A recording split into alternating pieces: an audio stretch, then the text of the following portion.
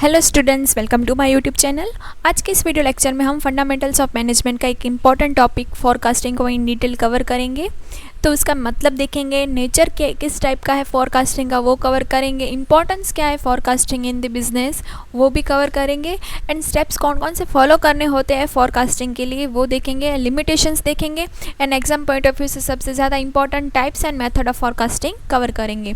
तो video start करने से पहले एक इम्पॉर्टेंट इन्फॉर्मेशन कि आप अगर फर्स्ट टाइम हमारे यूट्यूब चैनल पर आए हैं तो ज़रूर से सब्सक्राइब कर दीजिएगा, क्योंकि हम न्यू एजुकेशन पॉलिसी से रिलेटेड जो भी इंपॉर्टेंट टॉपिक है और न्यू सब्जेक्ट इंट्रोड्यूस हुए हैं वो मैं सब्जेक्ट कवर करवाने की कोशिश कर रही हूँ।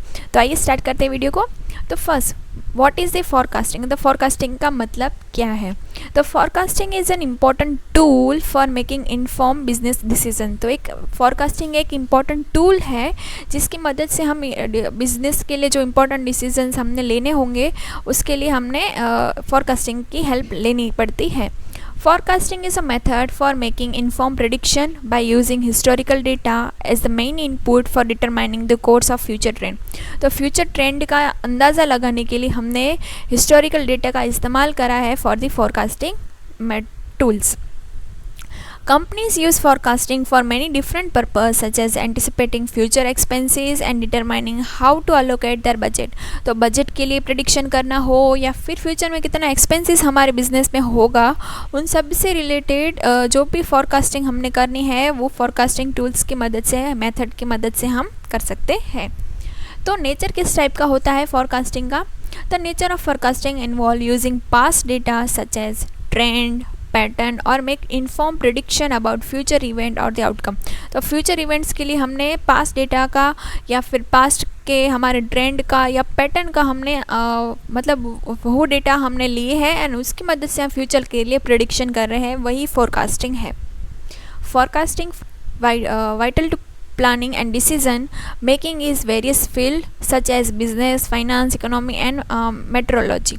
ठीक है, तो हर जगह हमने फोरकास्टिंग यूज़ होती है for the planning and decision making, अलग अलग जगह पे, जैसे बिजनेस हो गया, फाइनेंस हो गया, इकोनॉमिक्स हो गई, इन सभी जगह पे हमने फोरकास्टिंग करते हैं जहाँ पे हमने प्लानिंग करना हो या डिसीजन लेना हो।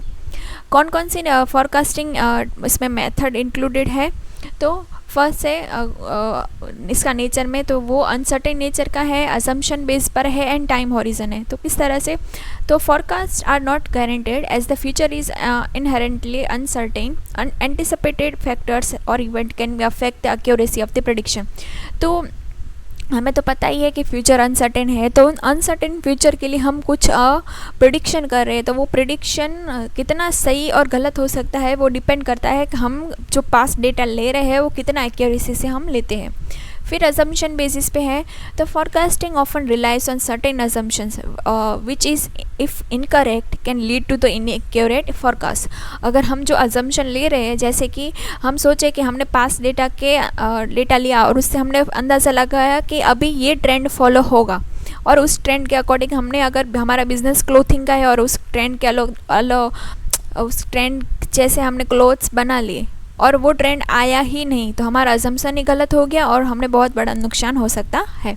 तो हमारा जो अजम्पशन है वो अगर वो गलत हुआ तो हमारा फोरकास्टिंग भी गलत हो जाएगा। फिर टाइम हॉरिजन बेस पे है, forecast can be made for different time frame such as short term, medium and long term. The accuracy of prediction usually decrease as a time horizon increase. जितना जितना time बढ़ता जाएगा उतनी उतनी इसकी accuracy कम होती जाएगी। मतलब कि अगर मैंने 2 महीने के लिए फोरकास्टिंग की है तो वो ज़्यादा हम एक्यूरेटली बता सकते हैं एज़ कम्पेयर टू 2 ईयर। ठीक है, तो 2 साल और 2 महीने में बहुत ज़्यादा फ़र्क है, तो वहाँ पे टाइम हॉरिजन जितना बढ़ जाएगा उतना ही उसकी एक्यूरेसी कम होती जाएगी। फिर मेथड एंड टेक्निक्स कौन सी यूज़ कर रहे हैं उस पर भी डिपेंड करता है नेचर फोरकास्टिंग का। Forecasting employ various method and techniques ranging from the qualitative approach such as expert opinion and the quantitative method, जैसे कि स्टैटिस्टिकल मॉडल एंड एल्गोरिथम। तो हम स्टैटिस्टिकल मेथड या फिर एक्सपर्ट ओपिनियन ले रहे हैं, किस पे कौन सी मेथड हम अडॉप्ट कर रहे हैं फॉर द फोरकास्टिंग वो भी डिपेंड करता है। फिर एक कंटिन्यूस प्रोसेस है फोरकास्टिंग, क्योंकि ये process that require regular review and updates based on new information, changes in assumption और मार्केट कंडीशन।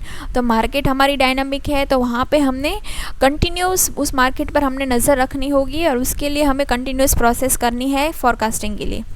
फिर गोल ओरिएंटेड है forecasting. The purpose of forecasting is to support decision making, risk management and the planning to achieve specific objective और the goals. हमारे जो goals है उसको achieve करने के लिए हम किस टाइप का डिसीज़न ले, वहाँ उस डिसीज़न में कितना रिस्क इन्वॉल्व होगा और उस रिस्क को हम किस तरह से टैकल कर पाएंगे, उसके लिए कौन सी प्लानिंग करनी है, वो सभी फोरकास्टिंग की मदद से हम कर सकते हैं। तो इम्पॉर्टेंस क्या है फोरकास्टिंग का इन द बिजनेस? तो डिसीजन मेकिंग में इस्तेमाल होगा, रिसोर्स अलोकेशन के लिए, रिस्क मैनेजमेंट के लिए, setting goals and the target, budgeting and the financial planning के लिए एंड सप्लाई चेन मैनेजमेंट के लिए फोरकास्टिंग यूज़फुल है इन द बिजनेस। तो एक एक करके देखते हैं। तो डिसीजन मेकिंग के लिए किस तरह से इस्तेमाल होता है? Forecasting play and wider role in helping organizations and individuals make informed decision, predicting future events or trend, provide valuable insight that guide the decision making process। तो हमने कौन से डिसीज़न लेना है, ऐसा डिसीज़न ले कि जिसकी मदद से हमारे ऑर्गेनाइजेशन का प्रॉफिट इंक्रीज़ हो एंड कॉस्ट डिक्रीज़ हो, ठीक है, और कंपटीशन में टिक पाए। तो इस टाइप के जो भी हमारे डिसीज़न हैं वो हम फ्यूचर के लिए हमने लेने हैं, तो वहाँ पे फोरकास्टिंग हमें यूज़ रहेगा। फिर रिसोर्स एलोकेशन में it help organization effectively allocate the resource including time, money and personal. तो हमारे पास जो लिमिटेड रिसोर्सेज है, हमारे पास टाइम भी लिमिटेड है, मनी भी लिमिटेड है एंड जो हमारे पास एम्प्लॉयज़ है वो भी लिमिटेड है। तो उन्हीं सब का हमने किस तरह से इस्तेमाल करना है?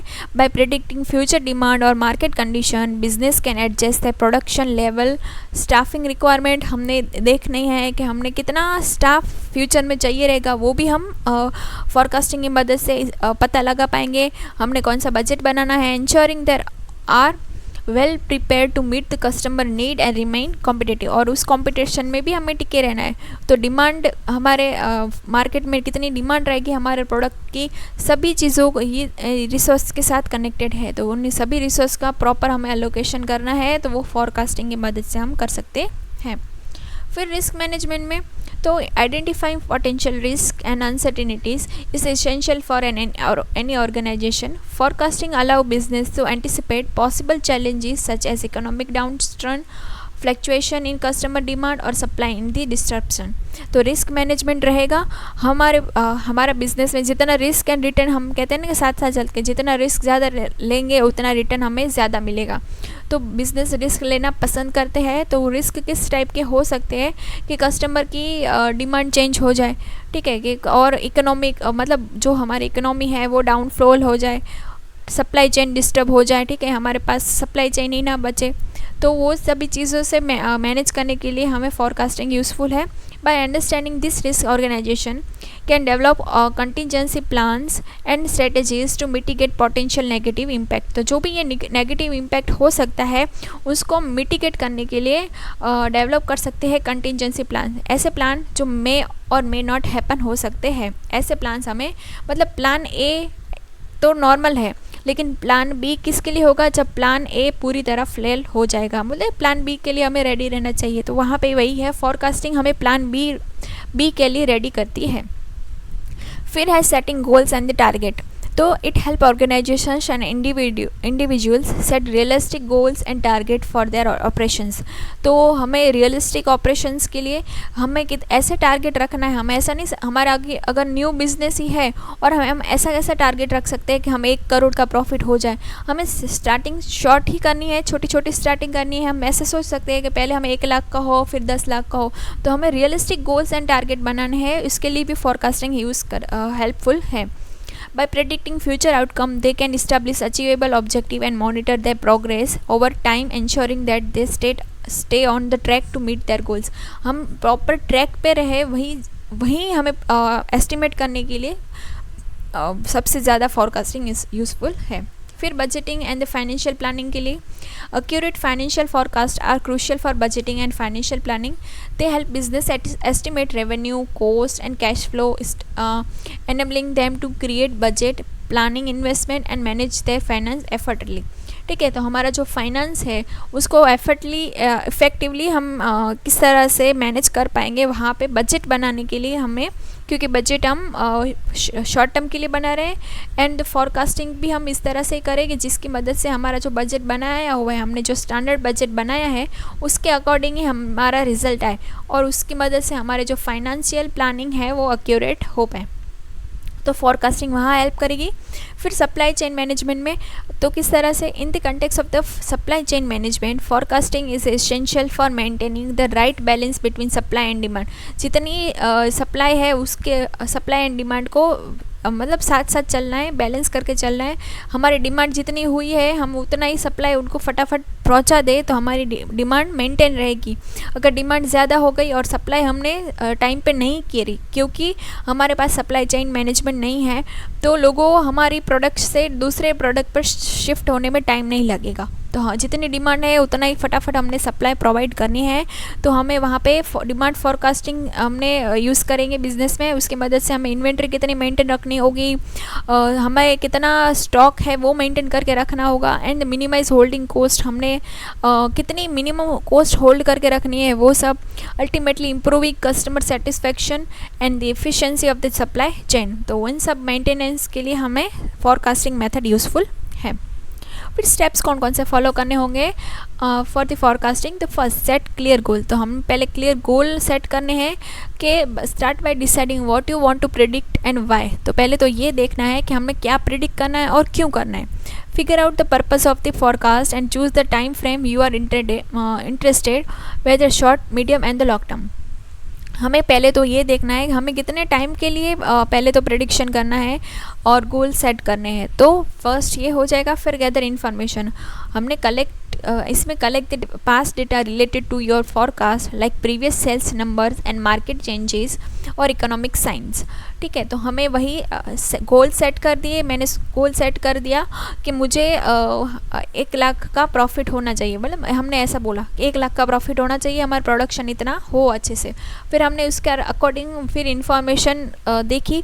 मैंने पास्ट जब हमारा सेल्स नंबर देखे तो 1 लाख करीब तो हम पहुंच ही नहीं रहे हैं, 50K तक ही हो रहा है। तो फिर मार्केट चेंजेस भी है, इकोनॉमिक साइंस भी है।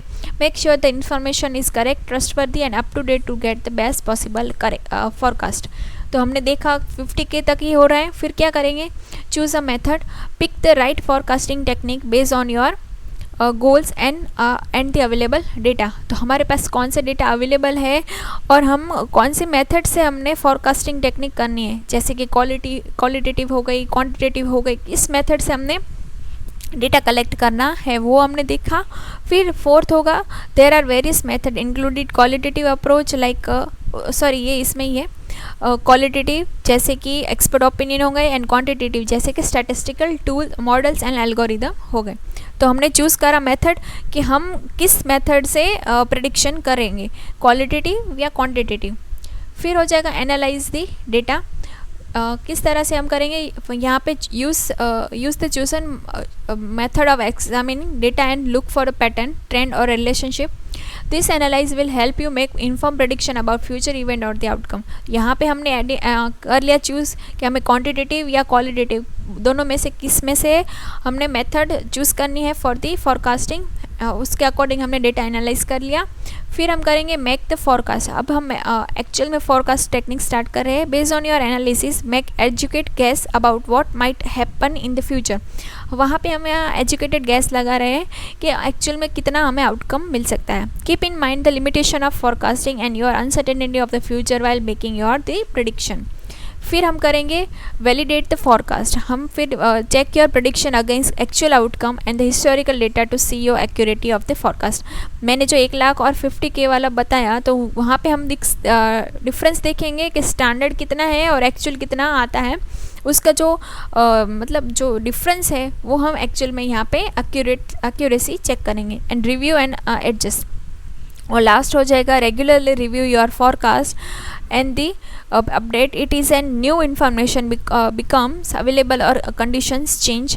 Stay flexible and to be prepared to modify your prediction and plans are needed. तो हमें बार बार रिव्यू करते रहना है और हमने जो फॉरकास्ट करा है उस पर एकदम रिजिडिटी नहीं रखनी है, फ्लेक्सिबल रहना है कि अगर हमने 1 लाख करा, फिर हमने चेक करा कि हमारा 1 लाख तक नहीं हो रहा है, तो 50K से हम और बढ़ा सकते हैं कि 60 रखे या 70 रखे, इतना तक हम कर सकते हैं और उसके अकॉर्डिंग हमने एडजस्टमेंट करने हैं। तो ये स्टेप्स हो गए, पहले गोल सेट करने हैं, फिर उसके अकॉर्डिंग इन्फॉर्मेशन इकट्ठी करनी है, फिर मेथड हमने चूज़ करनी है, क्वांटिटेटिव या क्वालिटेटिव करनी है, फिर हम एनालाइज करेंगे डेटा को ऑन द बेसिस ऑफ कौन से मेथड हमने चूज़ करी, फिर हम फोरकास्ट स्टार्ट करेंगे एक्चुअल में, एंड फिर करेंगे वैलिडेट करेंगे कि उस फोरकास्ट से हमने क्या आउटकम आ रहा है, आउटकम पे ध्यान देंगे, एंड फिर हम रिव्यू करते रहेंगे। लिमिटेशंस क्या है इसकी, तो ऑब्वियसली फ्यूचर अनसर्टेन है, ये इसका मेन लिमिटेशन आ जाता है, क्योंकि rely on them entirely for decision making और प्लानिंग। ठीक है, तो हम पूरा उस पर डिपेंड रहता है कि हमने जो फोरकास्ट किया उसके अकॉर्डिंग हमारा गोल सेट हो गए हैं। तो हमने वहाँ ये ध्यान रखना है कि हमने जो पास डेटा लिया है वहाँ पे हमने सबसे ज़्यादा ध्यान रखना है, क्योंकि पास डेटा पे ही फोरकास्टिंग हो रही है, तो पास डेटा हमारे सही होने चाहिए। फिर inaccurate data, it depends on the quality of the data use it. If the historical data or input information is inaccurate or incomplete, the forecast generate may be unreliable. तो हमारे पास डेटा पे सबसे ज़्यादा इम्पॉर्टेंट रख रही है, क्योंकि historical data के बेसिस पर ही फोरकास्टिंग हो रही है, वो गलत होंगे तो हमारा फोरकास्ट भी अनरिलायबल हो जाएगा। फिर अजम्पशन पे बेसिस पे है और ये करेगा, अगर अजम्पशन हमारी इनकरेक्ट निकली, हमने जो ट्रेंड सोचा था ऐसा ट्रेंड फॉलो नहीं हुआ, तो वहाँ पे हमारी प्रेडिक्शन आगे की भी गलत हो जाएगी, क्योंकि उस ट्रेंड के बेसिस पर ही हमने प्रॉफिट सेट करा था कि हमें 10% प्रॉफिट होगा, वो ट्रेंड ही नहीं आया तो हमारा प्रॉफिट तो 10% तो दूर हम नेगेटिव में चले जा सकते हैं। फिर कॉम्प्लेक्सिटी हो गई यहाँ पे, क्योंकि it can be complex process particularly when dealing with the large volume of data और रैपिडली चेंजिंग एनवायरनमेंट। जहाँ पे सबसे ज़्यादा रैपिडली चेंज होता है एनवायरनमेंट, वहाँ पे फोरकास्ट करना बहुत ज़्यादा मुश्किल है, क्योंकि आज कुछ अलग है और नेक्स्ट दिन ही कुछ अलग हमें देखने को मिल सकता है, ऐसा हो सकता है। फिर टाइम कंज्यूमिंग प्रोसेस है, क्योंकि हमें यहाँ पे टाइम कंज्यूमिंग प्रोसेस जैसे कि require regular data collection, analysis and update, क्योंकि हमें बार बार अपडेट रहना पड़ेगा, हमें एनालाइज करना पड़ेगा, हमें डेटा कलेक्ट करना पड़ेगा, हिस्टोरिकल डेटा, तो वहाँ पे टाइम कंज्यूमिंग पूरी प्रोसेस हो जाएगी। यहाँ पे लिमिटेड स्कोप भी है, क्योंकि forecasts are generally limited in their scope and may not accounts for all possible factor or change in the environment। तो हर जगह पे हम फोरकास्ट नहीं कर पाते हैं।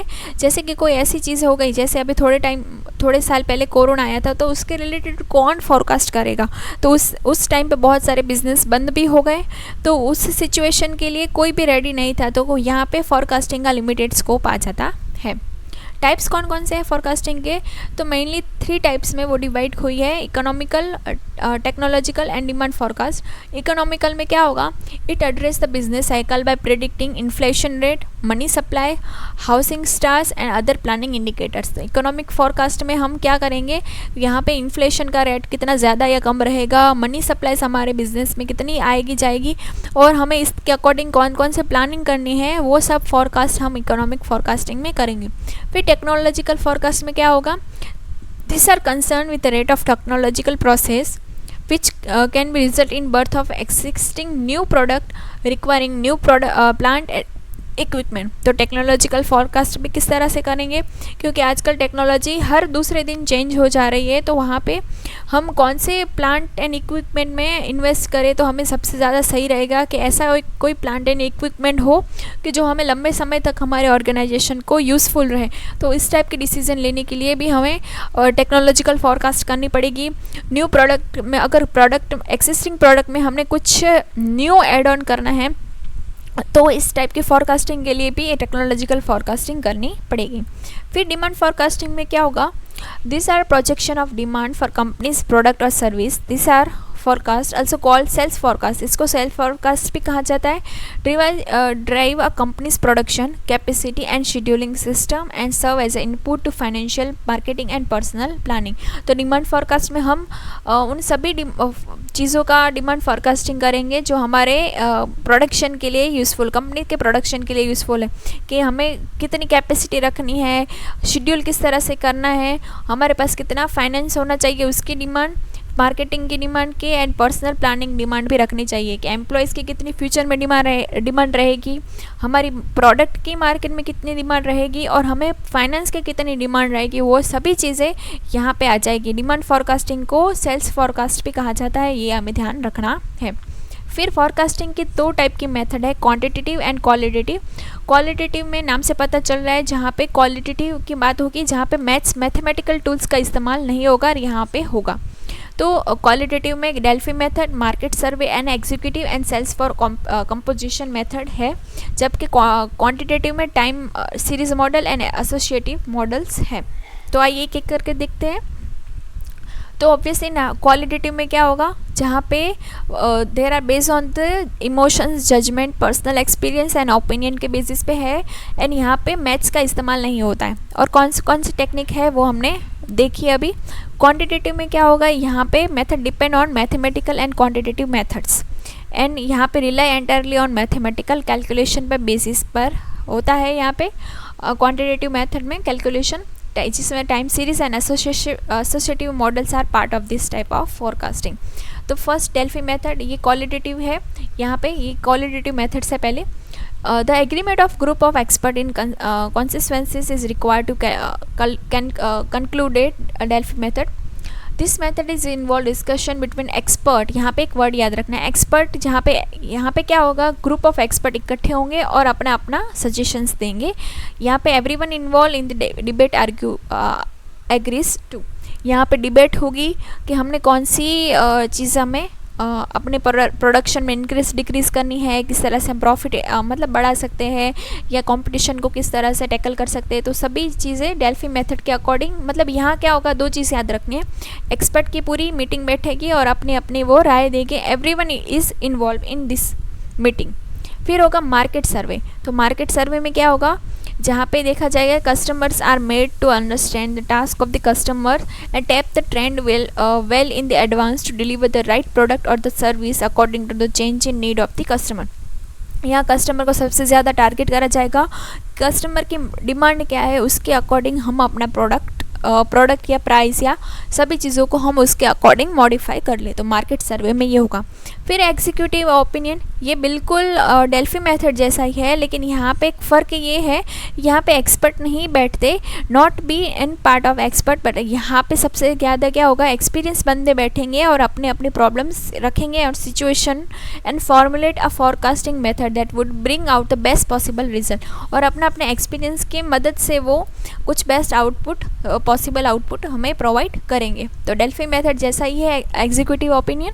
फिर है सेल्स फॉर्स कंपोजिशन। तो यहाँ पे क्या होगा, the information and institution of the sales person determine the need of the customer and estimate the sales in particular region और area assign to the sales person. यहाँ पे सेल्स फोर्स में sales person को target करा जाता है कि वो हमें बताए कि एक्चुअल में कस्टमर की पर्टिकुलर रीजन बनाया गया है, तो वहाँ पे उन लोगों की डिमांड पैटर्न किस टाइप की है।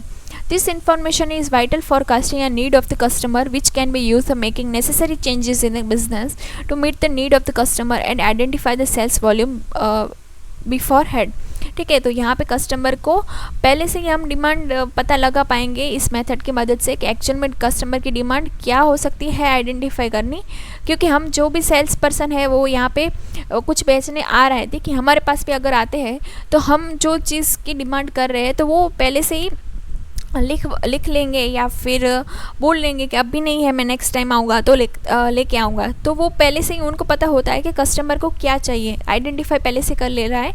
तो सेल्स फॉर कंपोजिशन में, इस फॉरकास्टिंग में हम उनकी मदद से हम अपने प्रोडक्ट में मॉडिफाई कर सकते हैं, क्योंकि उससे हमारे सबसे ज़्यादा इन्फॉर्मेशन मिल जाती है सेल्स पर्सन से। फिर टाइम सीरीज मेथड, यहाँ पे ये हो गई क्वांटिटेटिव में।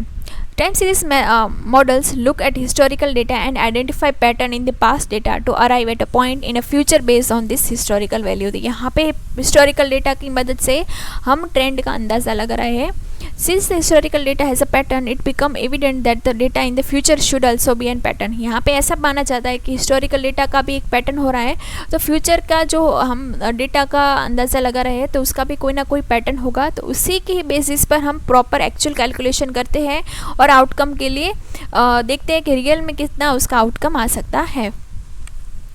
फिर है एसोसिएटिव मॉडल्स, जहाँ पे क्या होगा, associative model to look at the variable that is being forecasted as being related to other variable in the system, which means each variable is associated with other variable in the system. तो यहाँ पे एक variable है दूसरे के साथ, दूसरा उसके साथ कनेक्टेड होगा, जैसे कि ये हो गई demand of the customer and the supply of the product. तो यहाँ पे दोनों वेरिएबल एक दूसरे के साथ कनेक्टेड है, जितनी डिमांड इंक्रीज होगी उतना ही हम सप्लाई ज़्यादा कर सकते हैं, डिमांड ही नहीं होगी तो हम सप्लाई क्या करेंगे। तो ये दोनों वेरिएबल एक दूसरे के साथ कनेक्टेड है, तो ये हो गया एसोसिएटिव मॉडल। तो यहाँ हम कस्टमर की डिमांड पैटर्न की मदद से हमें कितना प्रोडक्शन करना है वो अंदाज़ा हमें आ जाता है। तो यहाँ पे पूरी पैटर्न हम इस तरह से फॉलो करेंगे। तो आई होप से इस वीडियो से आपको हेल्प मिली होगी। Thanks for watching. अगर कुछ भी डाउट हो तो प्लीज़ मुझे कमेंट सेक्शन में बताइएगा। ये हो गई फॉरकास्टिंग मेथड, ये बहुत एग्जाम पॉइंट ऑफ व्यू से इंपॉर्टेंट है, प्लीज़ इसको थोड़ा ध्यान से पढ़ लीजिएगा। Thanks for watching.